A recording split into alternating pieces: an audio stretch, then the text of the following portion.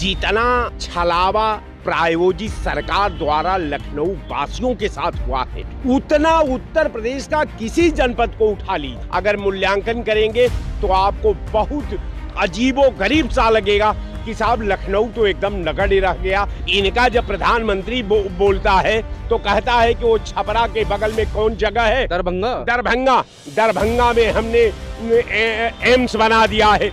जब वहाँ पूछने लोग पता करने गए तो पता चला कि वहाँ एम्स के नाम पर एक ईंट भी नहीं है।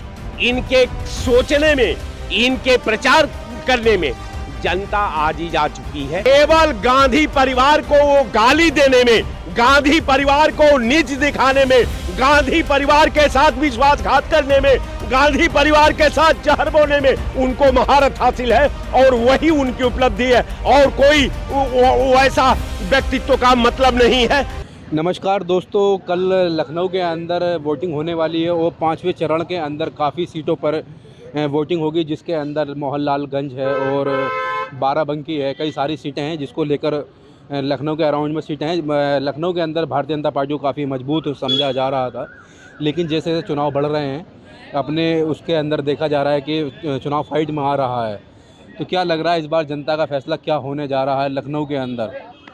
देखिए साहब, हमको लग रहा है कि जो लखनऊ का भूगोल है और इस भूगोल के निर्माण में सरकार की उदासीनता, सरकार की उपस्थिति का अभाव, सरकार की कार्य योजना विहीन व्यवस्था से हम समझते हैं कि लखनऊ के पर्सनल, आप चूंकि लखनऊ के ही चैप्टर को आपने उघाड़ा है तो लखनऊ पर ही मुझसे आप जानने का प्रयास कर रहे हैं, तो मैं वही कोट कर रहा हूं। लखनऊ चूंकि कैपिटल उत्तर प्रदेश की का महत्वपूर्ण प्लेस है, जहां लखनऊ में भी 2 सीटें हैं कि मोहनलालगंज और एक लखनऊ शहर। तो एक सीट पे बताया जा रहा है कि इंडिया गठबंधन मजबूत है, दूसरी सीट पे भारतीय जनता पार्टी मजबूत बताई जा रही है लखनऊ सीट पर। तो क्या जनता आपके बीच के हिसाब से फैसला सुनाती हुई नजर आ रही है? देखिए, मैं आपसे बताया कि लखनऊ कैपिटल जगह है, लखनऊ में मुख्यमंत्री बैठता है, लखनऊ रक्षा मिनिस्टर का क्षेत्र है, इससे पहले ये देश का प्रधानमंत्री का क्षेत्र रहा।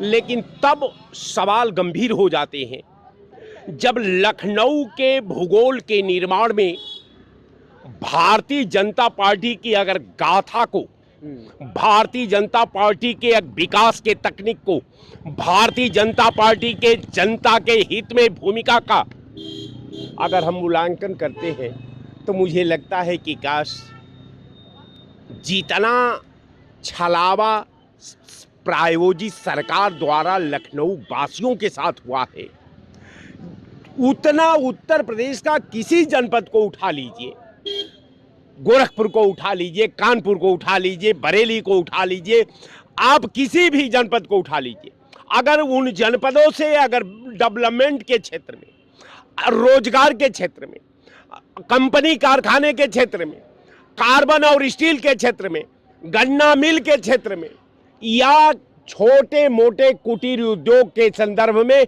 अगर मूल्यांकन करेंगे तो आपको बहुत अजीबोगरीब सा लगेगा कि साहब लखनऊ तो एकदम नगण्य रह गया। लखनऊ का कैसे प्रतिनिधित्व रहा, लखनऊ का भूगोल के निर्माण में रक्षा मंत्री राजनाथ सिंह बड़े बड़े दावे करते हैं लखनऊ के अंदर उन्होंने 7 से ज़्यादा फ्लाईओवर बनवाए हैं और रक्षा उद्योग लगाने का काम किया है।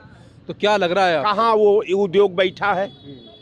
लखनऊ में वो उद्योग कहाँ है जो रक्षा उद्योग राजनाथ जी ने बनवाया है? हमको तो कहीं नहीं लगता। डिफेंस कॉरिडोर बनना है, आपको कहाँ बन रहा है लखनऊ के अंदर? मैंने कहा लखनऊ के अंदर, जरा हम भी तो देख लें। इनका जब प्रधानमंत्री बोलता है तो कहता है कि वो छपरा के बगल में कौन जगह है, दरभंगा में हमने एम्स बना दिया है। जब वहाँ पूछने लोग पता करने गए तो पता चला कि वहाँ एम्स के नाम पर एक ईंट भी नहीं है। एक प्रधानमंत्री जनसभा में कहते हैं कि कलावती मध्य प्रदेश में हमने रेलवे स्टेशन बना दिया। जब उसको गूगल पर खंगाला गया तो स्टेशन नहीं है देश के अंदर, दुनिया के अंदर। तो इनके कहने में, इनके सोचने में, इनके प्रचार करने में जनता आज ही जा चुकी है और कहीं ये लड़ाई में नहीं है।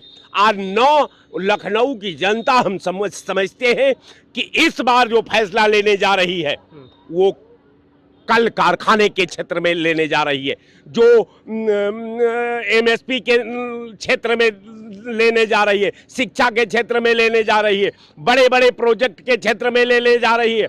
और हम समझते हैं कि यहाँ सारा महत्वपूर्ण, सारा अधूरे सपने को पूरा करने के लिए इंडिया गठबंधन यहाँ चुनाव लखनऊ भी जीत रहा है और इसके मोहनलालगंज भी लोकसभा का सीट जो है पूर्ण बहुमत से जीत रहा है। इसमें कहीं दो राय नहीं। सरकार के बहकावे में कोई नहीं आ रहा है, सरकार ने कोई काम नहीं किया है, केवल सरकार ने देश को गुमराह किया है। सरकार ने लखनऊ और मोहनलालगंज की जनता के साथ शुद्ध रूप का उद्योग के क्षेत्र में विश्वासघात किया। अमेठी रायबरेली में भी चुनाव हो रहा है साथ साथ में, तो अमेठी रायबरेली के चुनाव के देखते हुए क्या लग रहा है? वहां तो कोई लड़ाई नहीं है साहब, वहां तो भाजपा लड़ी नहीं। मंत्री स्मृति ईरानी चुनाव लड़, इसलिए मैं कह रहा हूं कि केंद्रीय मंत्री स्मृति ईरानी कम से कम वहां 3 लाख वोट से हारने जा रही है। जितना वोट पाएंगी उतना वोट से वो हारने जा रही हैं। तो कह रही हैं पिछली बार 60 से जीते थे, इस बार 1,20,000 से जीतेंगे। केवल वो कह रही हैं, इस बार उनकी हालात देखिए, उनके चेहरे का आभा को देख लीजिए, उनके चेहरे का चमक को देख लीजिए कि खुद उन्होंने, उनके चेहरे पर 22 बज रहा है और उसी में उनका सारा इतिहास और भूगोल का जो पैरा को खोल करके रख दिया है। हम समझते हैं कि स्मृति ईरानी 3 लाख वोट से बुरी तरह हरा करके अमेठी की जनता ने इनको दिल्ली के लिए अलविदा कर देगी। ये मुझे यकीन है, ये मुझे विश्वास है। किशोरी लाल शर्मा उनको जीत जाएंगे। बिल्कुल, किशोरी लाल शर्मा उनसे बड़े कद के नेता है। किशोरी लाल शर्मा को हाँ, गांधी परिवार के पीए हैं। पीए को गांधी परिवार का पीए होना बहुत छोटा समझ रहे हैं क्या आप? गांधी परिवार का पीए बनना आसान बात है क्या? सब लोग उस परिवार के पीए बन जाएंगे क्या? कभी वो पीए नहीं, गांधी परिवार का वो मेंबर है किशोरी लाल शर्मा। जो कहता है कि उनका पीए है, जो कहता है कि उनका नौकर है, उसका कुंठित मानसिकता पर मुझे बड़ी दया आती है कि किशोरी लाल शर्मा जैसा वरिष्ठ नेता को क्या बता रहा है ये लोग। तो कहने का इनके बात को छोड़िए। तो माननीय सांसद किशोरी लाल शर्मा बन जाएंगे। बिल्कुल 3 लाख वोट से, 3 लाख वोट से स्मृति ईरानी को पूरी तरह हरा करके भाजपा का इतिहास का पैरा का खात्मा करेंगे ये किशोरी लाल शर्मा। ये मैं आपके चैनल पर विश्वास के साथ कह रहा हूं। आप अब गया माह दिन 29 बाकी 10 दिन में रिजल्ट आएगा। स्मृति ईरानी एक और कह रही हैं कि ये चुनाव किशोरी लाल शर्मा नहीं लड़ रहा, गांधी परिवार लड़ रहा है। गांधी परिवार का जिन उनको सता रहा है, इसलिए कि गांधी परिवार का खौफ है उनके। केवल गांधी परिवार को वो गाली देने में, गांधी परिवार को नीच दिखाने में, गांधी परिवार के साथ विश्वासघात करने में, गांधी परिवार के साथ जहर बोने में उनको महारत हासिल है और वही उनकी उपलब्धि है। और कोई वैसा व्यक्तित्व का मतलब नहीं है। उनका इतिहास देख लीजिए, उनका कर्म देख लीजिए, उनका क्षेत्र देख लीजिए। मैं उनके व्यक्तिगत कार्य पर टिप्पणी नहीं कर सकता। अब स्मृति ईरानी ने नेहरू परिवार पर सवाल उठाती है तो मुझे बड़ी तरस आती है। उनके इंसानियत को तरस आती है, उनके सोच को पर तरस आती है और भाजपा के पाप पर भी तरस आती है कि ऐसे लोगों को वो पार्टी में अपना लोकसभा का प्रत्याशी बनाकर उतारा है। जय हिंद।